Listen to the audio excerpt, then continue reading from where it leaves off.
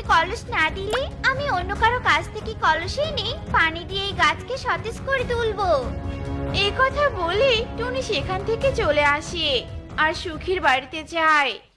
সুখী দিদি, ও সুখী দিদি, তোমার কলসটা আমাকে দাও তো। একটা আম গাছ শুকিয়ে যাচ্ছে, তাই কলসে করে নদী থেকে পানি এনে আম গাছের গোড়ায় দিব। তা তো বুঝলাম টুনি, কিন্তু আমার কলসটা যে ভেঙে গেছে, নয়তো আমি তোমাকে কলসটা দিতাম। বিশ্বাস না হলে ঘরে এসে দেখে যাও। না না সুখী দিদি, দেখতে হবে না। আমি জানি তুমি কখনো মিথ্যে কথা বলো না।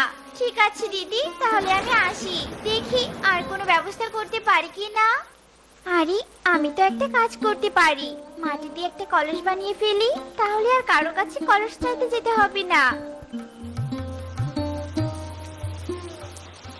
মা, মা, দেখো আমি কত সুন্দর করে খেলনা হাড়ি